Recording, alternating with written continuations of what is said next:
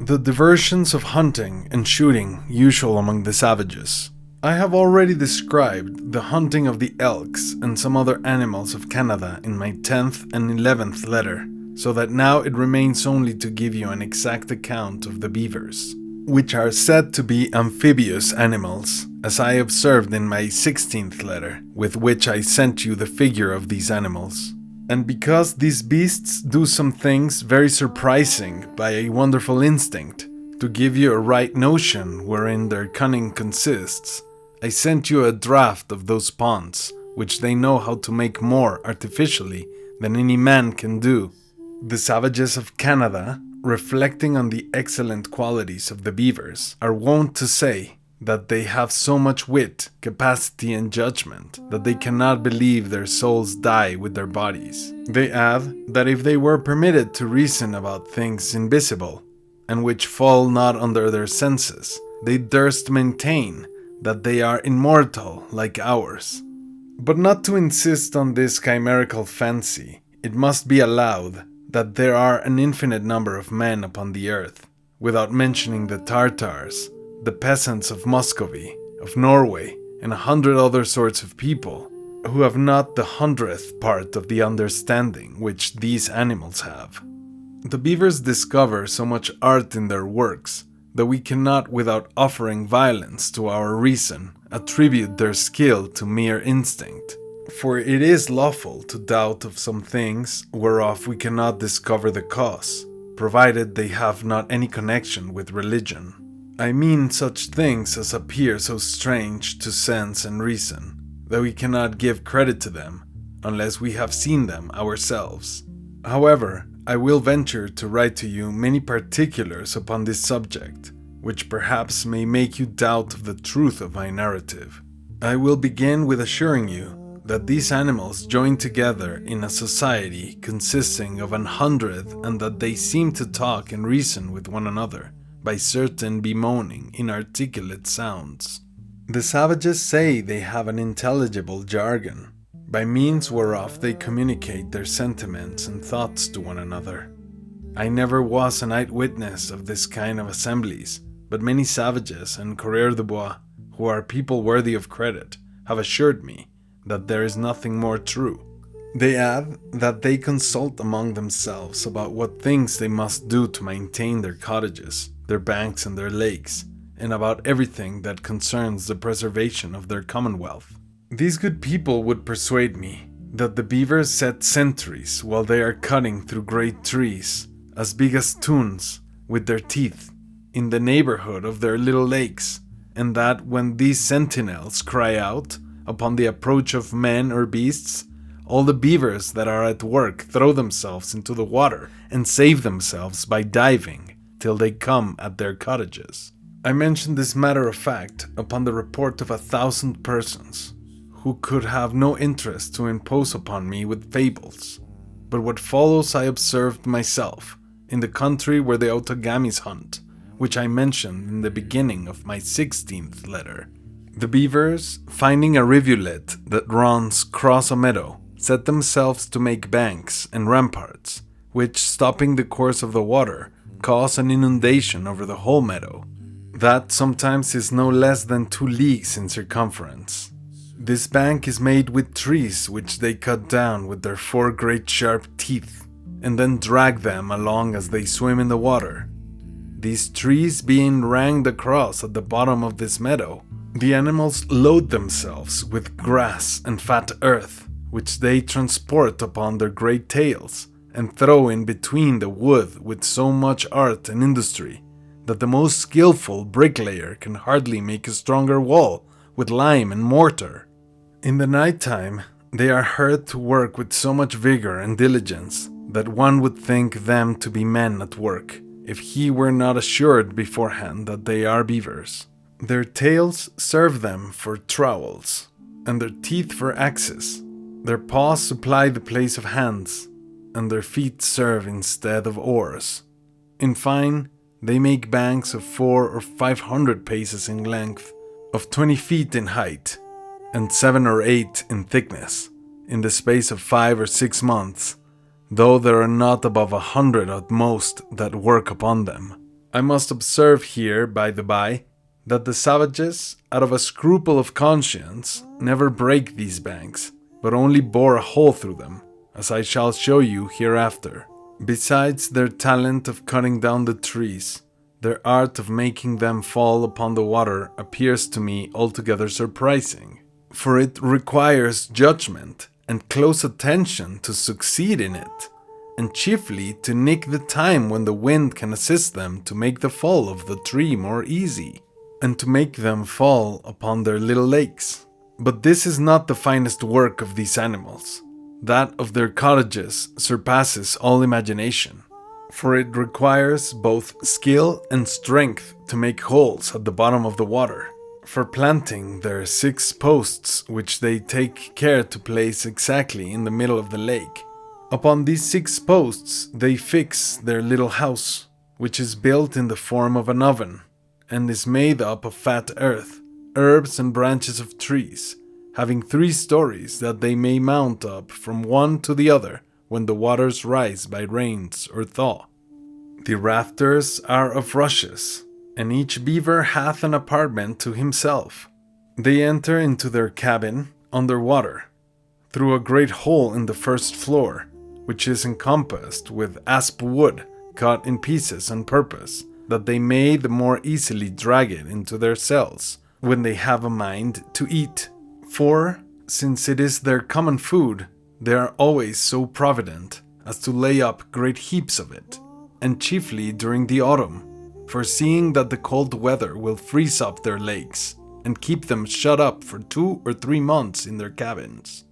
I should never make an end if I attempted to give an account of all the several artifices of these ingenious animals, the order settled in their little commonwealth, and the precautions they use to secure themselves from the pursuit of other animals. I shall only observe that all other animals upon earth, however strong, active, and vigorous they may be, have other animals which they are afraid of, but these I now speak of are not apprehensive of any danger, but only from men, for the wolves, the foxes, the bears, etc., care not for the offering to attack them in their cabins, although they have the faculty of diving, and it is certain it is not their interest to do it. For the beavers would defend themselves very easily with their sharp cutting teeth, so that they cannot be insulted but by land, and 'tis for that reason they never go farther than 20 paces from the edge of their lake, and always set sentinels to watch, who cry out to give them notice when they hear the least noise. It remains now only that I should give an account of the nature of the countries where the beavers are hunted, some of which are described in my map. And first you must know that you cannot go 4 or 5 leagues in the woods of Canada, but you meet with a little beaver lake. So that one may say that all this vast continent is a country for beaver hunting. But this is not what I mean. The places for hunting that I now speak of are a multitude of little lakes replenished with these animals, the distance of which from one to another is inconsiderable. For instance, those of Saguenay, of Lower Quidor, of the river of Puants, are about 20 leagues in length, and in that whole compass of ground there are found 60 little beaver lakes, more or less, where a certain number of savages may hunt in the winter time. 'Tis commonly about the end of autumn that the savages set out from their villages in a canoe to go and post themselves in the places for hunting, and as they know all the places much better than I do the streets of Quebec, they agree among themselves as they are traveling to allot each family a certain compass of ground, so that when they arrive at the place they divide themselves into tribes. Each hunter fixes his house in the center of that ground, which is his district, as you may see described in this cut. There are 8 or 10 hunters in each cottage, who have 4 or 5 lakes for their share. In each lake there is at least 1 house or kennel of beavers, and sometimes 2 or 3. After the huntsmen have built their huts, they employ themselves in laying traps for otters, foxes, bears, land beavers, and martens upon the sides of their lakes, and when they are set, go very orderly to look after them every day. But above all, They are so just that they would choose rather to die for hunger than to struggle out of the bounds allotted them, or to steal the beasts that are taken in their neighbor's trap. They feed well and make merry during this hunting season, which lasts for 4 months, for they find more than they have occasion for, of trouts, hares, woodfowl, bears, and sometimes they meet with deer and roebucks. The beavers are seldom catched by traps unless they put in them some pieces of red asp, which they love extremely and is not easy to be found. They are taken in the autumn by making a great hole under their banks, by which they drain all the water out of their lakes, and then the beavers being left on dry ground, the savages kill them all, except a dozen of females and half a dozen of males, after which they are very exact in stopping up the hole they had made, which they do in such a manner that the lake is filled with water as before. Their way of hunting in the winter time, when the lake is frozen, is by making holes round the kennels of the beavers, upon which they place nets that reach from one to the other, and when they are extended as they should be, they lay open the kennels of these poor animals with an axe, upon which they throw themselves into the water, and coming to take breath at these holes are catched in the nets. At this rate, not one of them escapes,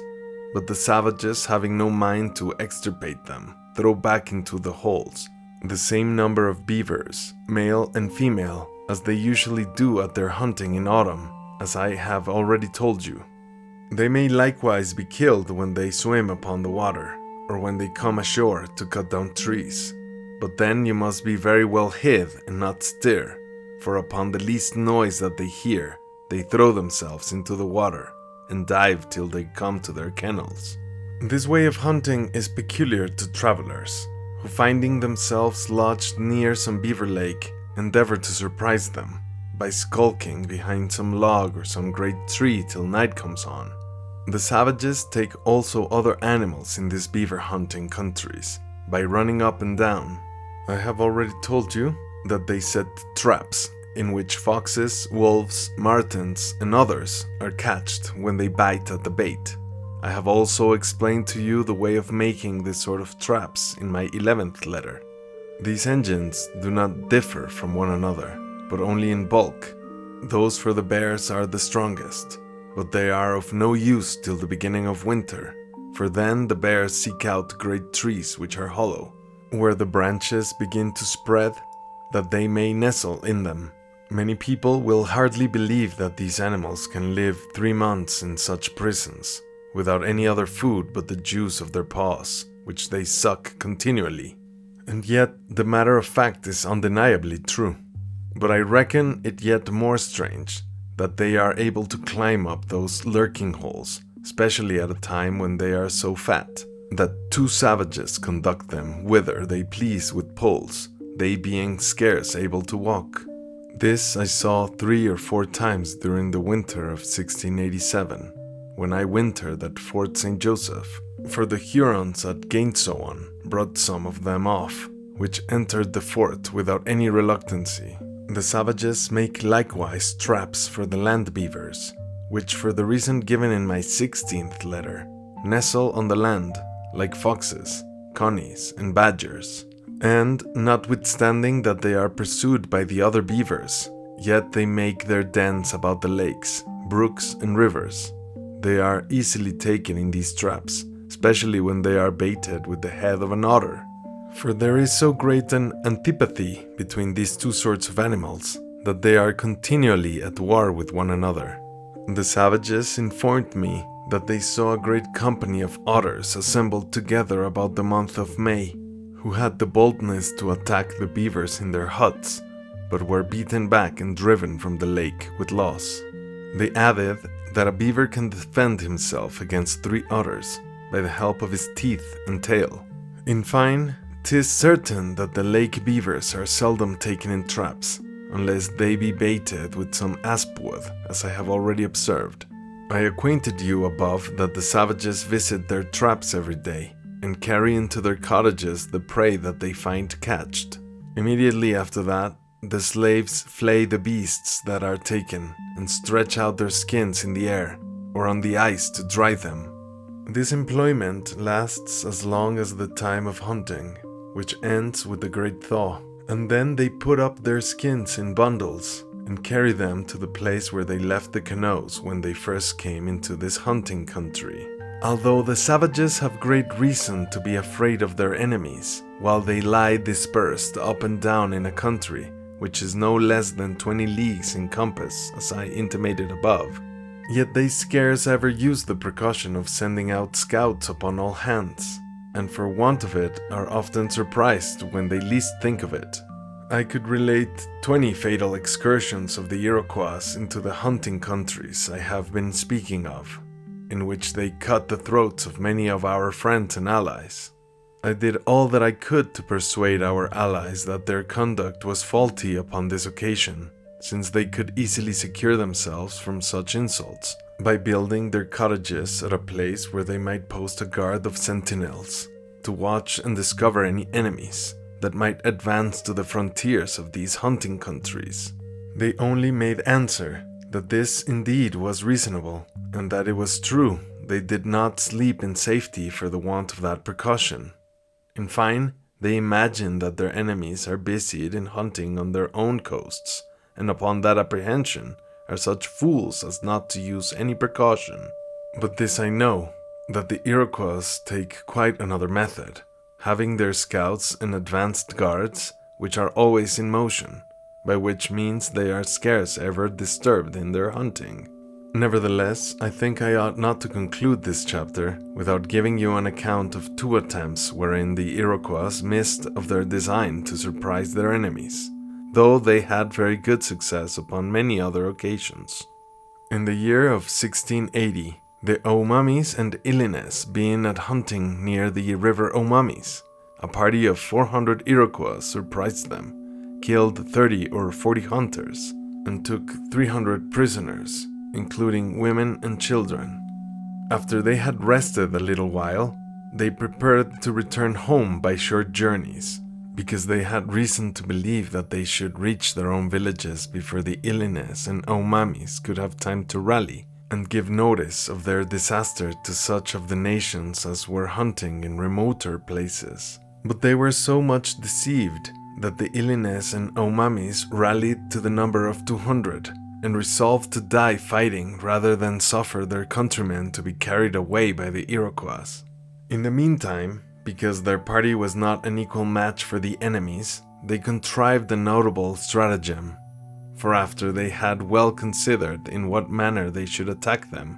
they concluded that they ought to follow them at a small distance till it began to rain. Their project succeeded, and the heavens seemed to favor it, for while it rained continually one whole day from morning to night, they so quickened their pace from the time that the rain began to fall, that they passed by on one side at 2 leagues distance from the Iroquois, and so got before them to lay an ambuscade in the middle of a meadow, which the enemy was to cross in order to reach a wood, where they had a mind to make a halt and kindle great fires. The Illines and Omamis, lying upon their belly among the fern, waited till the Iroquois were got in the middle of them before they shot off their arrows, and then they attacked them so vigorously with their clubs that the enemy, finding their firearms unserviceable, by reason that their prime was wet, were forced to throw them down on the ground and defend themselves with the same arms wherewith they were attacked,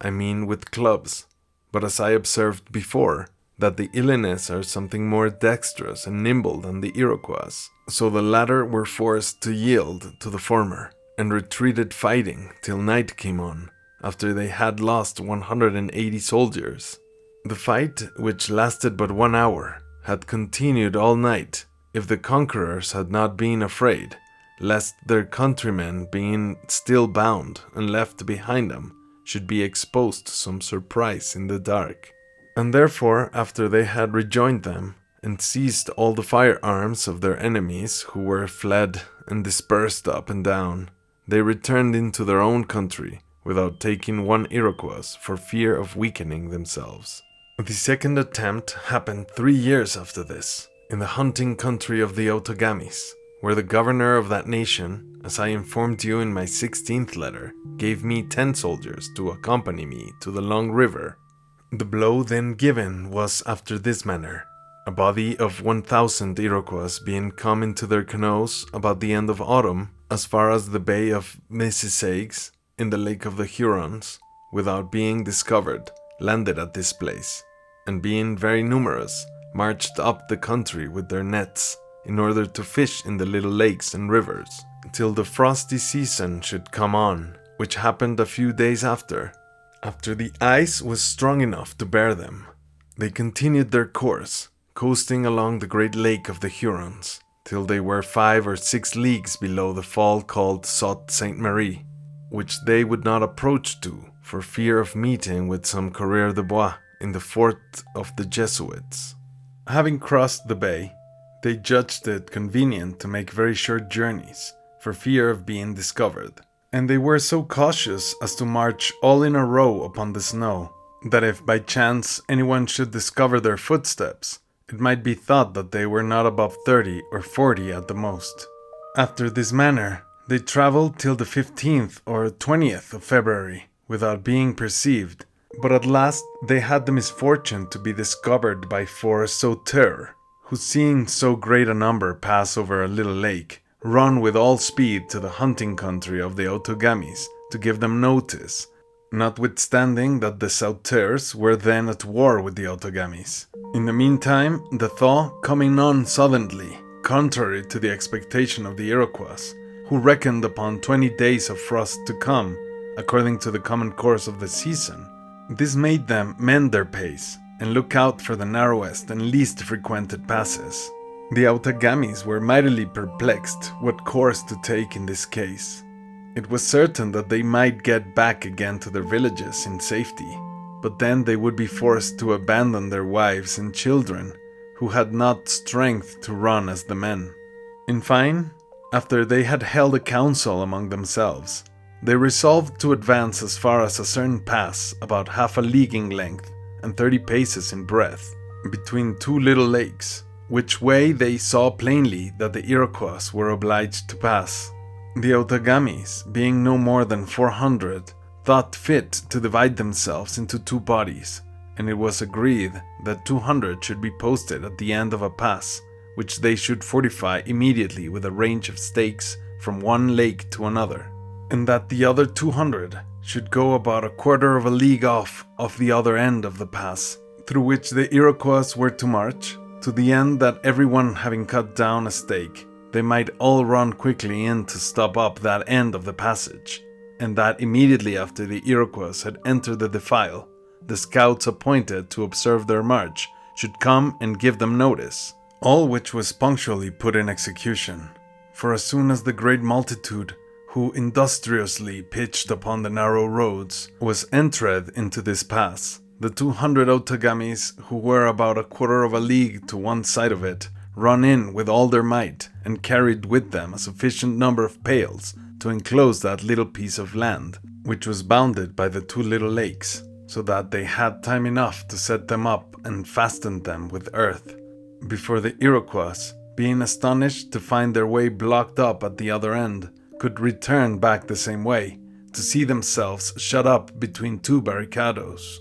Now the savages, as I have often told you, are never so rash as to attack a redoubt of 50 palisadoes. Yet these Iroquois were resolved to venture upon an attack, and with that view run up with all expedition to force the new barricado. But they slackened their pace after the first discharge which the Otogamis made through the intervals of the pails, for they had not time to join them as they should be. The Iroquois, seeing themselves thus shut up, took the number of the Otogamis to be much greater than really it was. In the meantime, the great question was how to get out of this prison, for to throw themselves into the water and swim over one of these lakes was to run the hazard of one's life. Besides, that one must be long-winded and have a good heart to swim over a broad lake at a time when the water was cold, the ice being not quite melted. This consultation gave the Otogamis time to fortify their barricadoes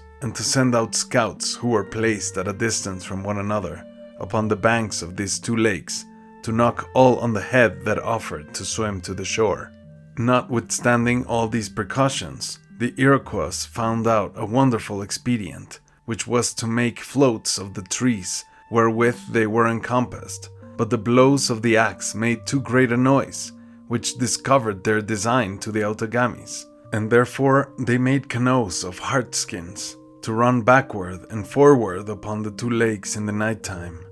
These boats were made in 5 or 6 days, during which time the Iroquois fished and catched abundance of trouts in the sight of the Otogamis, who could not hinder them.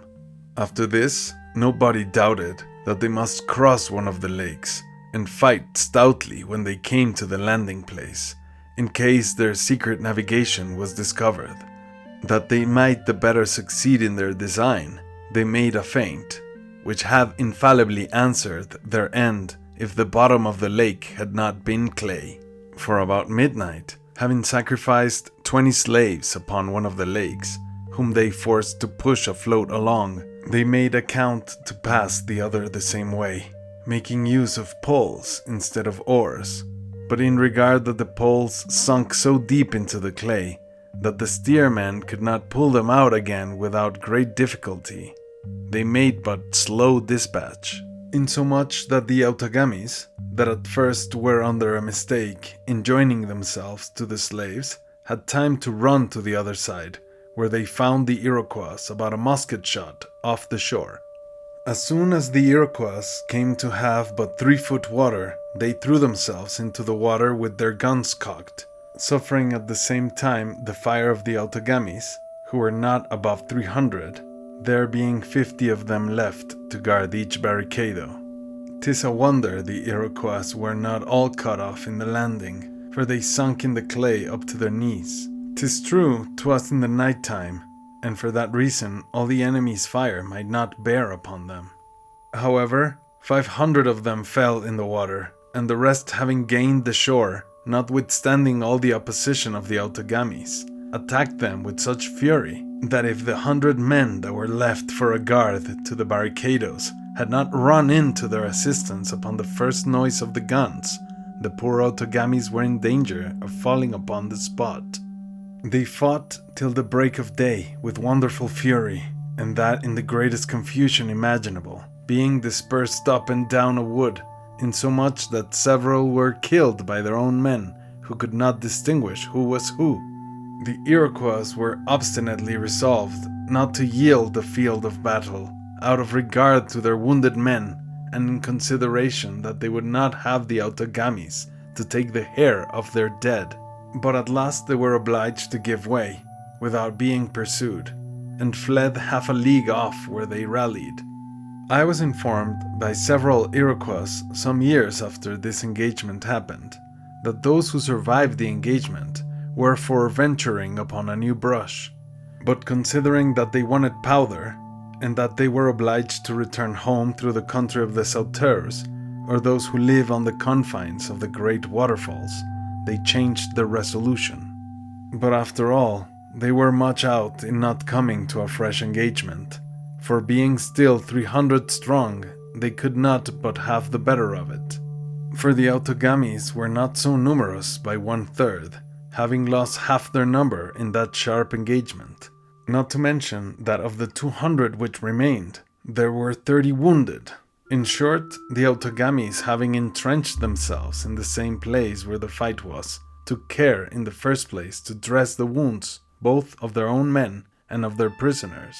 and after taking the hair off the heads of all their dead enemies, sent out scouts to observe the enemy, after which they returned home in safety. When the Otogamis arrived at their villages, the first thing they did was a return of thanks to the 4 Sauteurs that had given them intelligence of the approach of the Iroquois. They proclaimed them to be great masters of war, and presented them with 1/2 of what they had got at hunting, which amounted to 60,000 crowns, pretending farther that these 4 savages ought to inherit the beaver and other skins belonging to those of the Otogamis that were killed in the battle. In fine, after entertaining those intelligencers with good cheer and all the marks of honor that were possible in their way, they sent them in a canoe to Sault Ste. Marie by the way of the Bay of Pointe, with a guard of 50 warriors. The Sauteurs refused both their presents and their convoy, upon the account that the two nations were then at war with one another, but the Otogamis forced them upon them, and 'twas this that procured a peace between them at the end of 4 months. This, sir, as I take it, is sufficient to give you an idea of the hazards that the savages run at their beaver hunting. In the meantime, though I have but just made an end of 2 military adventures, yet I allot the very next chapter for an account of their military art, in which you'll meet with some things that will serve for diversion to yourself and entertainment to your friends.